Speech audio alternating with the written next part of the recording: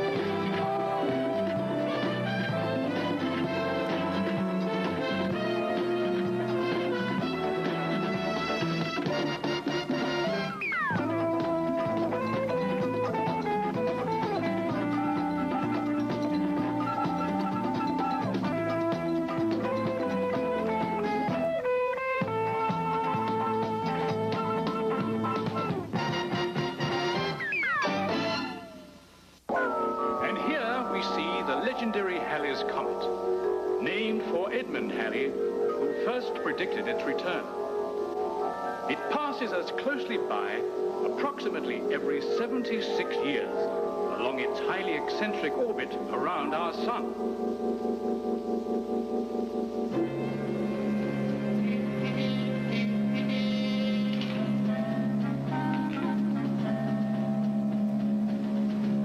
This guy never picks a normal place to meet us. Remember the last time? Yeah. I think I'll check the observation deck. The last time it was a miniature golf course.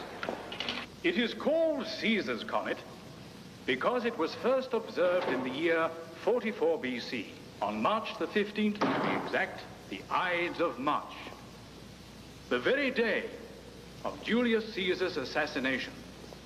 And such is the distance it must travel to complete a single orbit, a journey taking over 253 years. As it passes us by in a few days from now, Caesar's Comet will have seen our planet only 8 times since Mark Antony stood on the Forum steps in Well, at least ancient this beats Rome the miniature golf course. and called Brutus There's a and place to Honorable sit down. What's all the urgency? Well, then. We have done it up a bit melodramatically for you, of course, but actually the close proximity of old Caesar will afford us scientific types a truly glorious and... Minute lady. Guard! Hold forward. There's a dead man in the theater. I think she knows how he got that one. That's ridiculous. Also very unwise. Wait.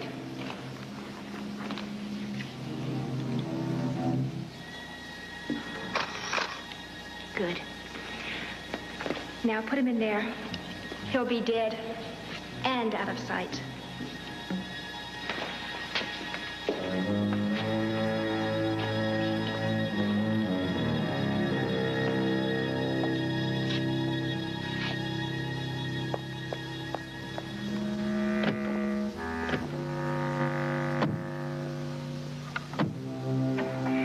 Thomas, I've got an observatory security guard taking off out of here like a bandit. Is everything okay on your end? Thomas? Thomas?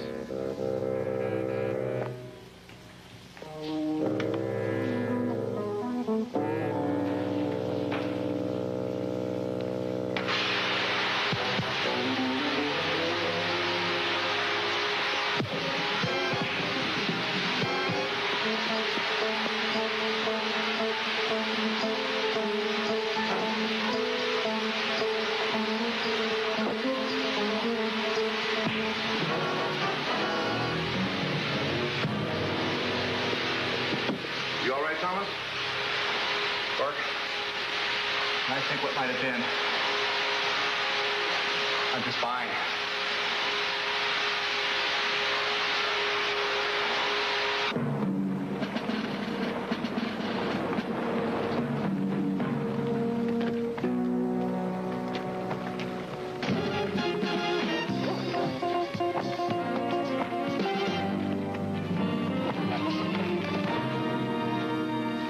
13 seconds. 3 tiny seconds that add up to failure and disaster. It disgusts me. It disgusts me to look at you. Mr. Crane? Now go back to the stables and wait for me there.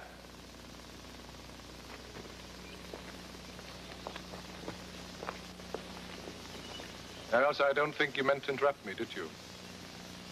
No, sir, I'm sorry. Of course you are. Now, what about that David Gentry, that unit agent? He was no problem. A friend of his did drop in on us, though. Another agent from unit, I think. My men took care of him, though. No, Elsa, one of your men did not take care of him. He was seen leaving by one of my people with your man. Well, he won't say anything because he doesn't know anything. But we do have one small problem. He saw me.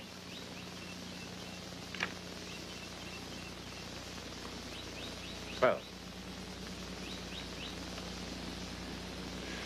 Thomas R. Sloane.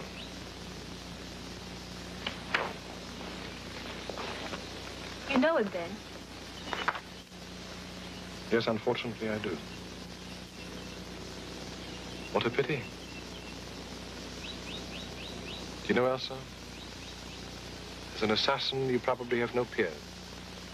You're marvelous. But now that Sloane has seen your face, your effectiveness as a cartel agent has diminished severely. Unless, of course,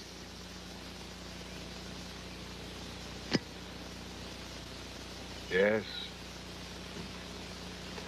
Unless, of course, you attempt to eliminate him again. why? Because he's a thorn in cartel's side? Or yours?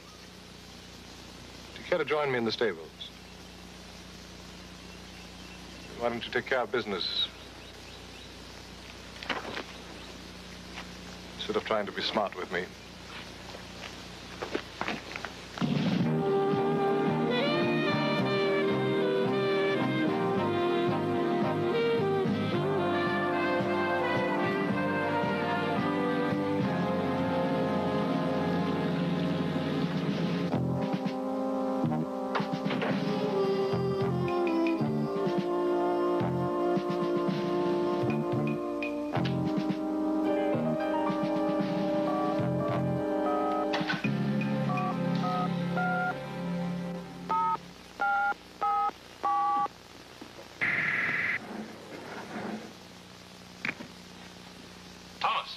Yes, Mr. Director. I'm in David's apartment right now. I've just opened the safe. Talk sent the preliminary autopsy data. David Gentry died instantaneously. Poison used by one of the South American Indian tribes. We got nothing from the man we picked up. What about the woman? Debbie, tell him. Thomas, I'm very sorry about Mr. Gentry. Thank you, Effie. What about the woman that nailed him? Description and profile analysis provide a 99% positive identification. Name, Elsa Martel. Professional assassin. Very competent. Very expensive. But why David? Wish I knew. He was on routine assignment. Only unusual note in his last communique was a request for information on a Senor Ricardo Santiago of Buenos Aires. South America. That's where the poison came from. Mr. Director, did he say anything about playing polo? Polo? Polo, a field sport originating in India during... Effie! No, Thomas, nothing. Why do you ask? I've got company. I'll talk to you later. Polo. A dangerous sport, polo. Let's just hope our Mr. Sloane decides to take up the game.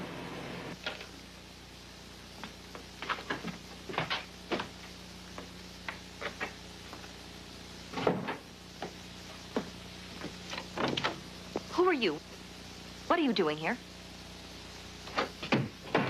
I was about to ask you the same thing. This happens to be my brother's flat. I'm calling the police. But you're Denise. Denise Gentry. Well? I'm Thomas Sloane, a colleague. A friend of your brother's. You're an economist, too. Sloane. He never mentioned you to me, and he would have if you were friends. Well, I guess the subject never came up. But he did mention you to me. All he talked about was his little sister. I don't believe you. Does the name Cinderella mean anything to you? He told me you used to dress up in fancy clothes and pretend you were going to a ball, so he nicknamed you Cinderella. Well, that still doesn't prove that you were David's friend. Also, That you are a top photographer. Denise? you took this picture. What else did he tell you? He told me you were married to a reporter who was killed in Vietnam. You've had more than your share of losses, and I'm very sorry. But you must believe I was a friend of David's. Then why was he killed? I don't know. Well, I intend to find out. Now, Denise. No. Look, I don't understand any of this. You worked with my brother, you said. Civil service. He was a nice man in a nice government job. Now, why in the world would anybody want to kill him like that? Will you please tell me? I wish I could.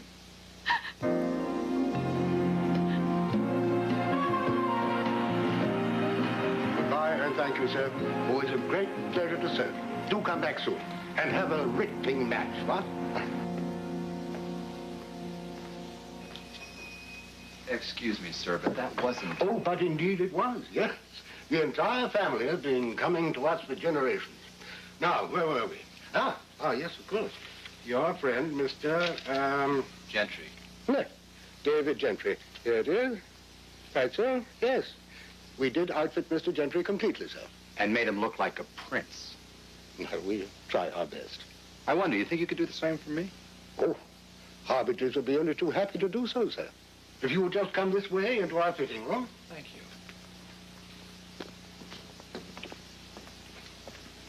I think we'd best start with a complete list of measurements.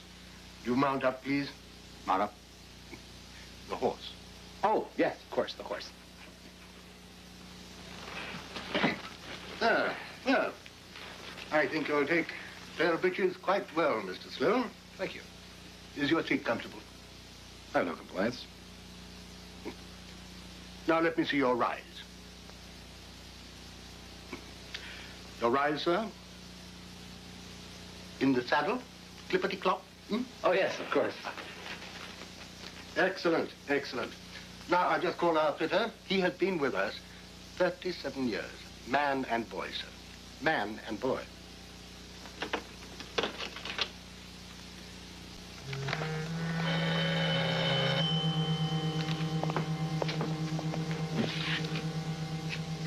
Hello, Henley.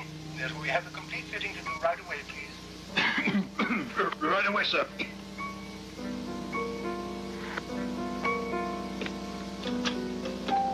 Our fitter will be right along, sir. May I dismount? Oh, of course.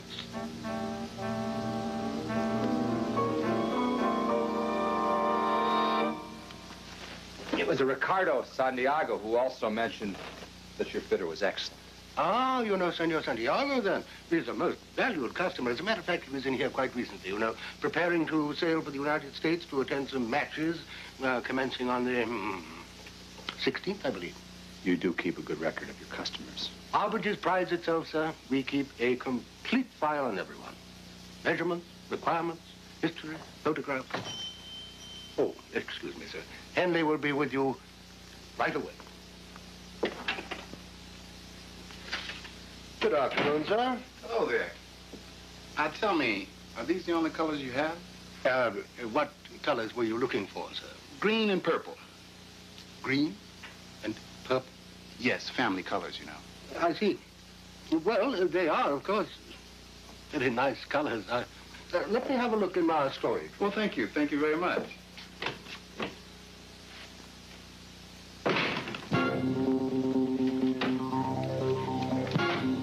Sir, I'm Henry, sir. How do you do, sir? If you would step over here for a moment, sir. Right. This first part shouldn't take more than a moment.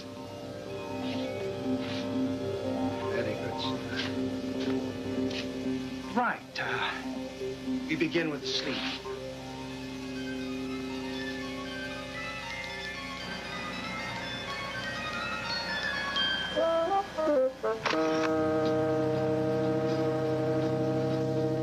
This is a bit tricky, sir.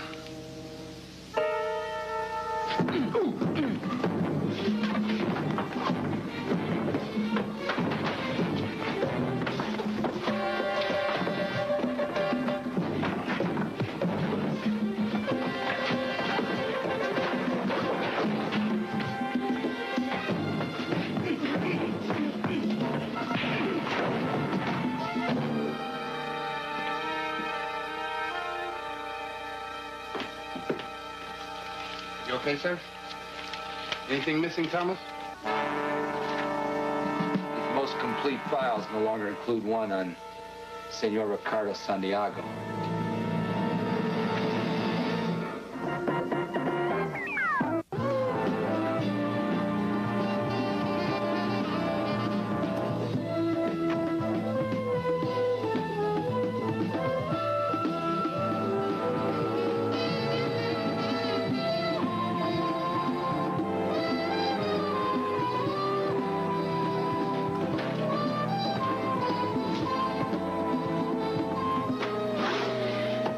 Thomas R. Sloane.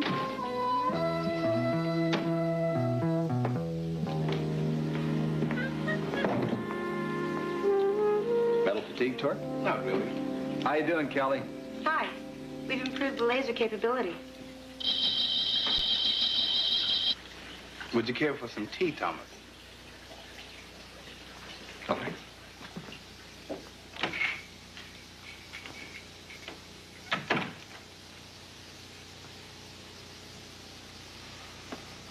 Your information was correct, Thomas.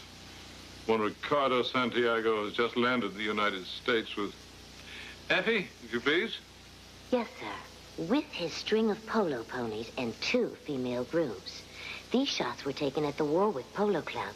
He's stabling his ponies there. Effie, could you bring up the contrast? Let us have a close-up. Now, take away the mustache. That's my boy. Well, that man's dead. Effie, would you run the name Jefferson Crane through your memory circuits, please? But that's impossible. Jefferson Crane, codename Hammer. Major cartel executive, linked to a number of acts of mass destruction, including the Solanos Dam disaster, the New Delhi water pollution crisis. Thomas, you know Crane died 4 years ago. His death was verified finally and officially. You know that. I killed him.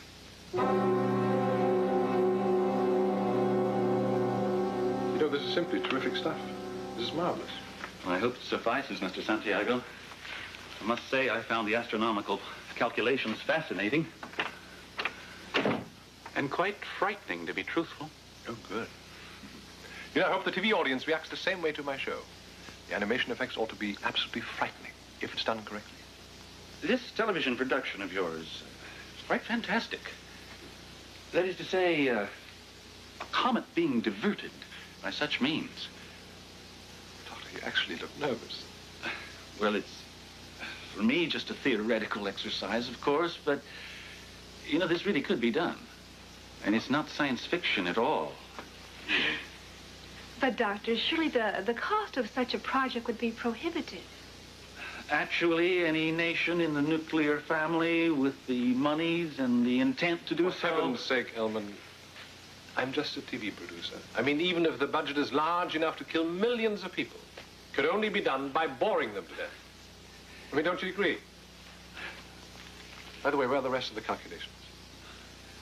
I tried to call you earlier at your television studios, and I couldn't get through. Oh, did you? So I called the Organization of TV Producers, and it seems they've never heard of you. You shouldn't have done that, Dr. Elman. Then you've been lying to me all along. Yes.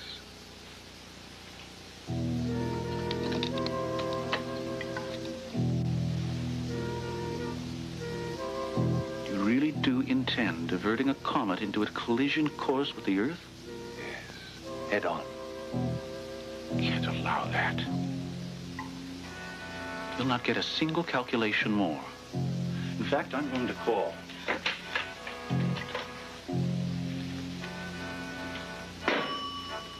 You will call absolutely no one. And I'm sorry that you feel that way about it. I really am. You don't leave me any choice, you see.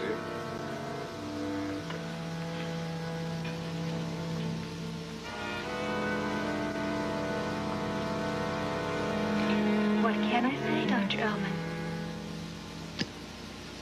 What can I say?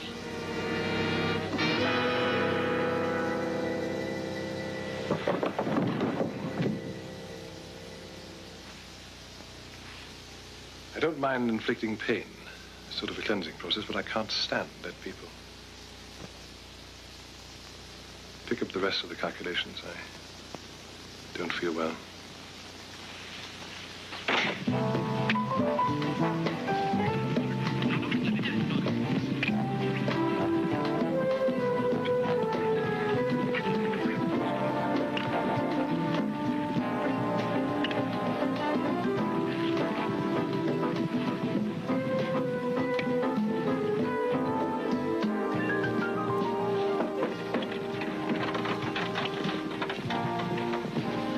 Got a good look at Santiago's horses. David Gentry had a pretty good reason for meeting us at that observatory. It's brand.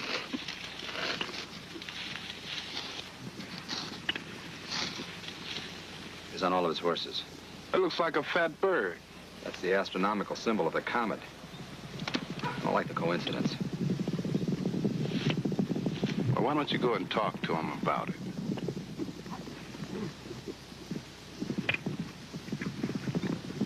I think I'll do that.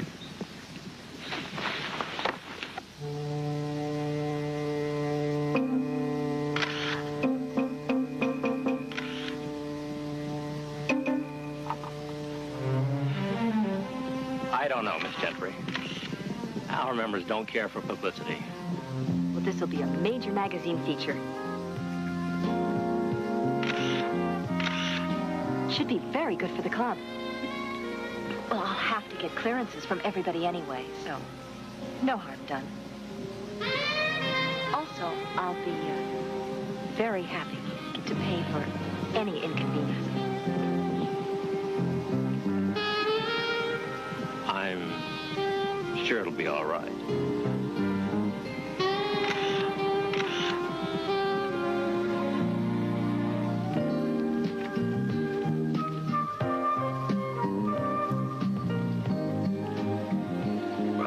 Let's get.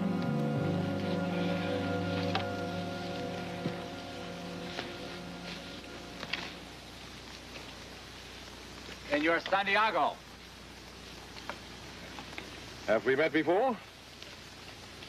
You look like a man I killed once. Really? There was this man in New Delhi that was polluting the water.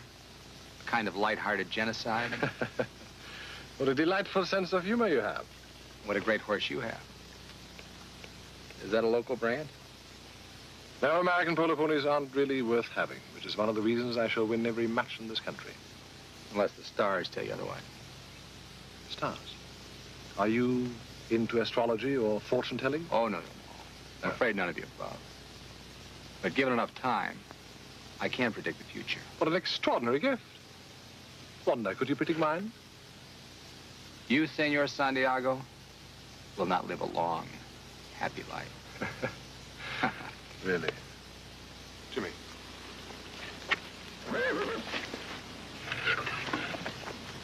Awfully sorry, Mrs. Sloane. Haven't got any more time to chat. I wonder how you knew my name was Sloane.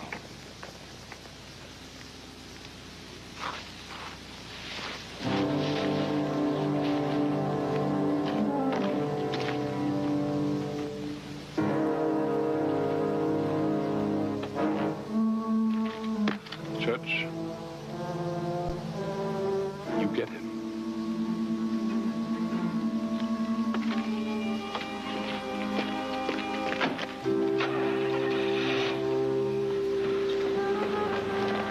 That's Sloane. He's not to leave the grounds alive.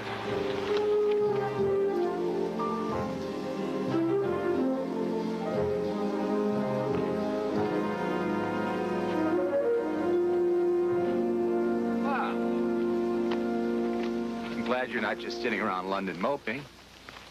Although I have a feeling this meeting isn't happenstance. Not by a long shot.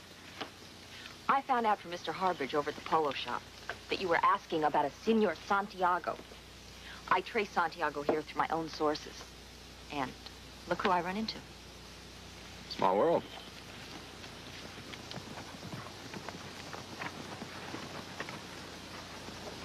Who are you really, Mr. Sloane? What are you? My name is Thomas, and I was a good friend of David's, and I still am. Was, she a good friend, too? That polo shop was a very busy place. You went in, and she came out. A couple of minutes later, he came out like he just robbed the place.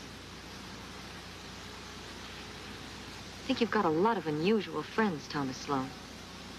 These two people are no friends of mine.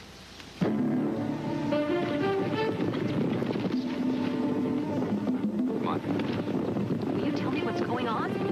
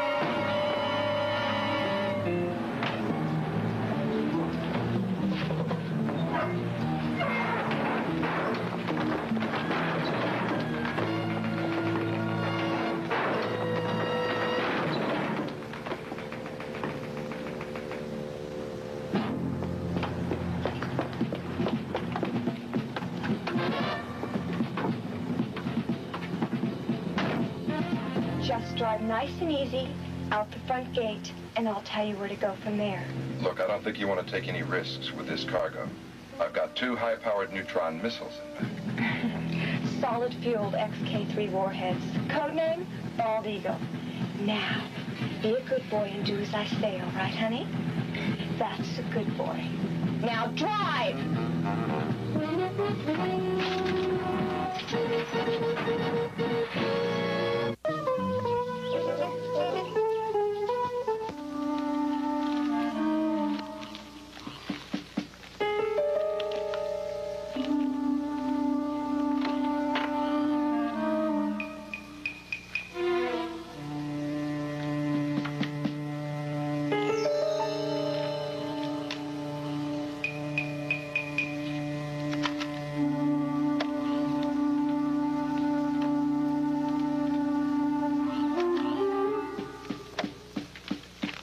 Maybe you could tell me the last project that Dr. Ullman was working on?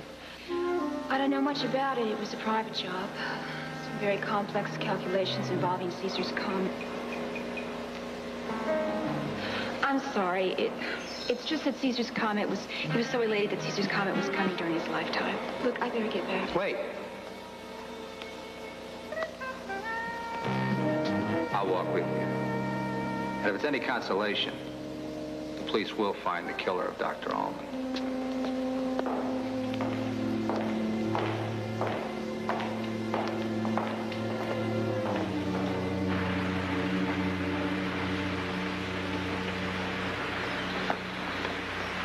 Nice girl. Find out anything? Yes, I found a file with Santiago's name on it. It was full of handwritten notes that looked like some sort of orbital calculations. What Allman's sister has said, they're probably related to Caesar's comet, but I have this funny feeling that Jefferson Crane's planning to put his brand on something besides polo ponies. Caesar. As in Caesar's comet? As in the conqueror of the West. Imperial Caesar rode out of Rome. I shall attack flaming from the skies. To give them a taste of what's to come.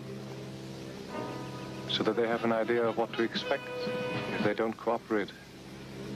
But with a neutron missile?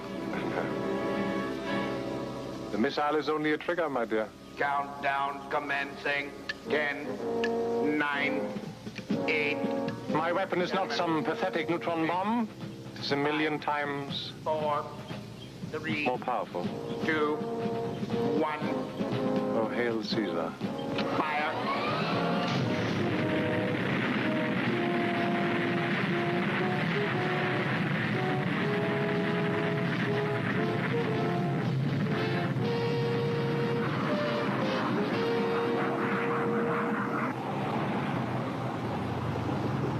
I've always had this brave image of myself.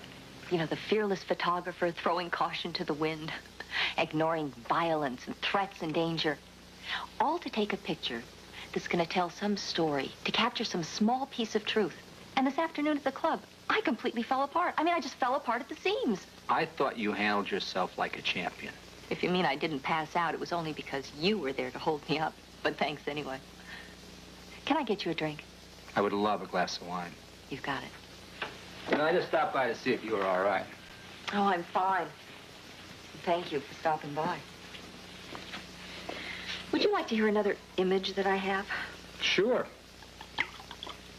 That my brother and I were very close. Now I realize that I don't even know what he did. Your brother loved you. That's the important thing. Thank you. But he wasn't an economist, just like you aren't either. What do you do, Thomas Remington Sloane? I mean, who are you? I'm just a man doing a job that has to be done. And one that you might get killed doing? I hope not. I hope not, too. You know, you were right. I have had my share of losses. I don't want to have any more. I'll remember that. See that you do. Thomas, please. Please be careful. If anything happens to you... The only thing that's going to happen to me is that after this thing is over, you and I are going to get to know each other better. Is that a promise? Uh-uh. That's a fact.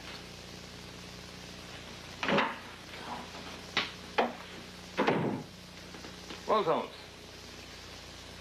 the death of Dr. Ellman by the same poison used on David Gentry and the file Tork found in Ellman's office certainly supports your theory that David had a reason for choosing that observatory as a meeting place. Effie, how about it? Have you made anything out of Dr. Ellman's calculations yet? Yes, Thomas. I've just finished my analysis. Shall I begin my visual presentation? Roll it, Effie. As you know, Caesar's comet is returning to our solar system after a 253-year absence. And in precisely 51 hours, 22.4 minutes, it will pass dangerously close to the planet Earth. Just how did Dr. Allman's notes fit in? He calculated that 2 neutron devices exploded at key points in the comet's path would divert Caesar. To strike the Earth? To be more exact, Thomas, North America, according to Effie's computations. Such a collision is 9 on a probability scale of 10. No power on Earth would risk that. No official power, Tork. But I received a report earlier that 2 neutron missiles were stolen from Parker Research Center in the past 12 hours by a force as yet unidentified. I can identify it. Jefferson Crane. I fear you're right, Thomas. F, when is the next attack going to be launched? Past tense, Thomas. Our missile tracking command reports one of the stolen missiles was fired 3 hours ago. Well, can't we shoot it down? Impossible. It's equipped to send out over 100 decoy signals. There's no way to track and destroy it. It's the president, Mr. Director.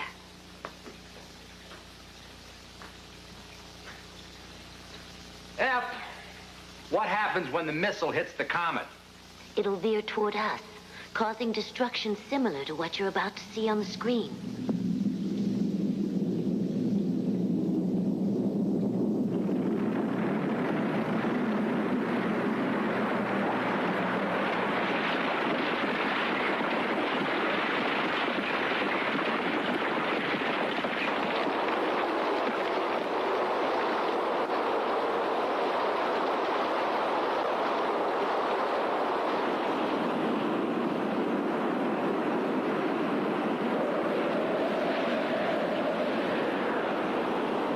Major point. When's all this going to happen, F? We can expect to feel some of the preliminary effects in less than a few hours.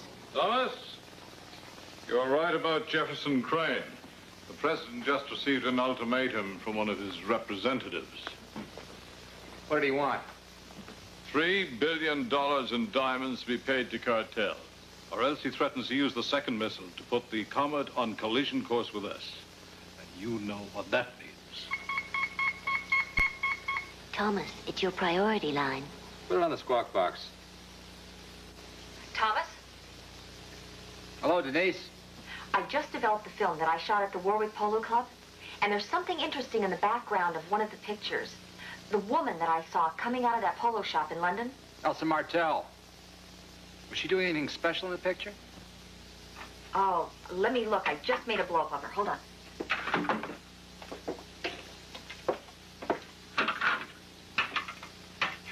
Yeah, she's handing some money to a man.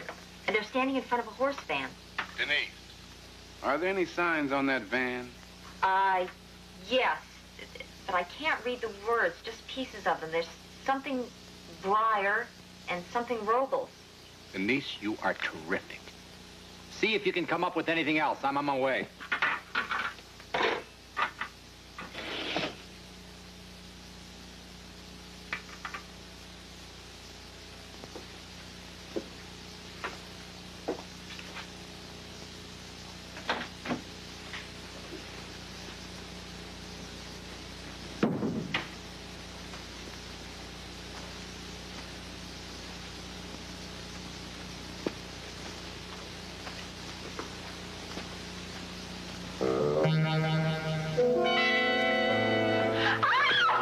Going to use needles on her? Not yet. You're not going to make a sound, are you? No, she's not. First of all, we're going to collect all those photographs she was seen taking at the club. And then she's going to tell us exactly what she told Sloane.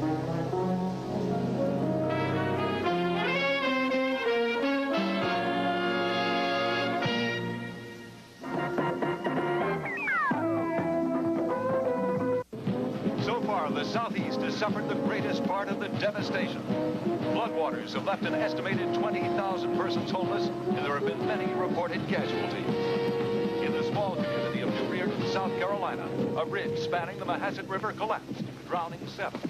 Sir, I am not at liberty to discuss the personal affairs of our members or their guests. First thought. Well, I honestly don't know much about Mr. Santiago. He's quite wealthy, of course. Loves polo. I certainly couldn't be of any help regarding any business dealings he may have carried on here.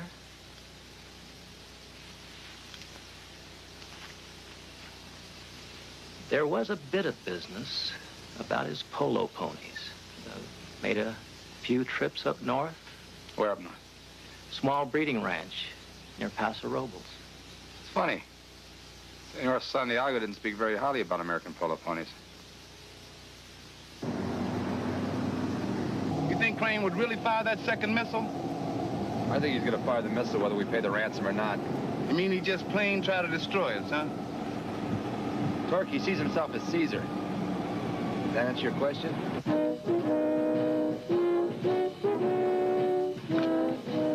How much longer to launch? In less than 2 hours, our comet will hit North America. And we'll be in the southern hemisphere. Good. Now, what about her? Why don't we let her join her brother right now? No, no, not yet, not yet. The pot's ours, but technically we're still gambling. We throw away nothing that hedges our bet. You murdered my brother. No. As a matter of fact, I did that. I said wait! I don't like to repeat myself. You know that upsets me. Besides, I feel bound to punish her myself a little. Then you can kill her all you like.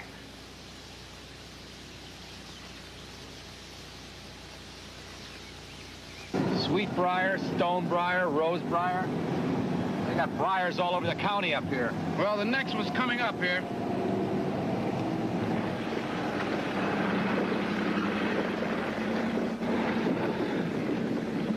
Hey, pardon me. Yeah. We're looking for a friend. Mr. Santiago? Now, Mr. Santiago was looking for some good working stock for his ranch, and he took a few of our horses off up in them hills up there to try them out in the rough country. What kind of rough country? Mister, we got 1,000 square miles of it around here. Mountains, ravines, canyons, rough as you like. But he must have taken off in one direction. Yeah, Mr. Santiago did, as a matter of fact. Due east, toward the San Remo Mountains. Thank you.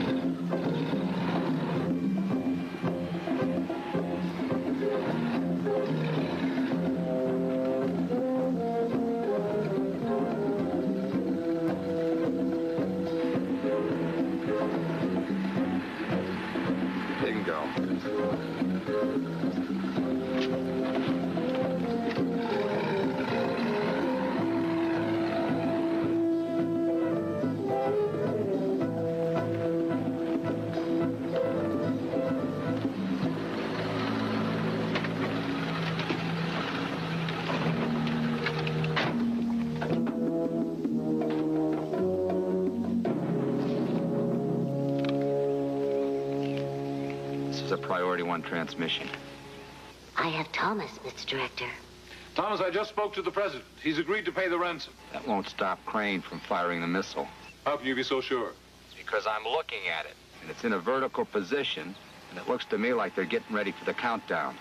Give me your position, Thomas. I can have Air Force fighters there in 5 minutes. We're not going to have 5 minutes. 2 is more like it. I'll leave this transmitter open so Effie can get a fix on it. Out.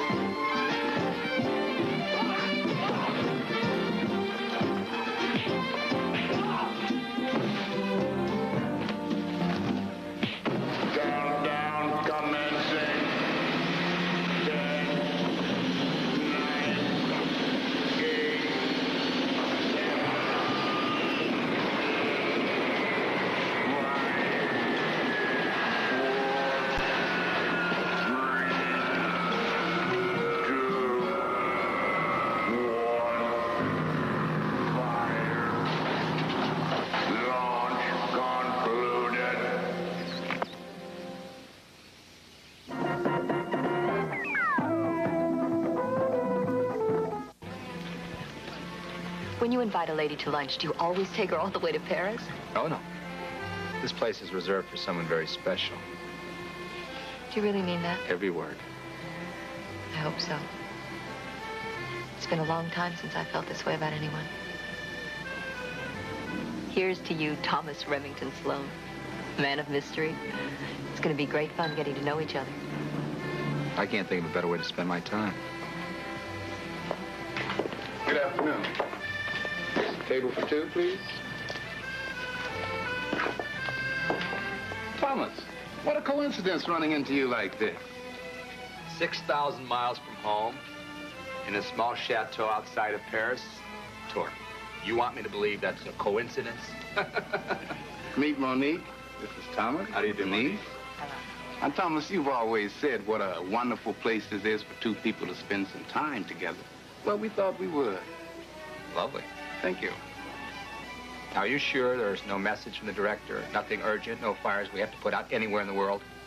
All we've got to do, Thomas, is enjoy our lunch. Bon appetit.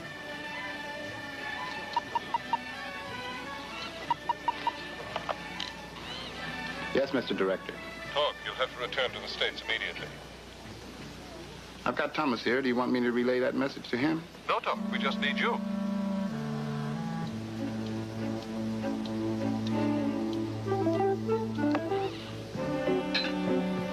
Bon appetit, Torque.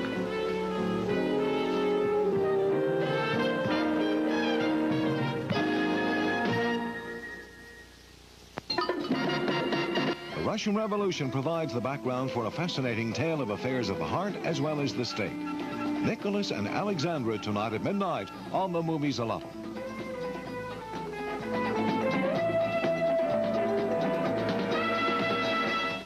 Looks like Ivory.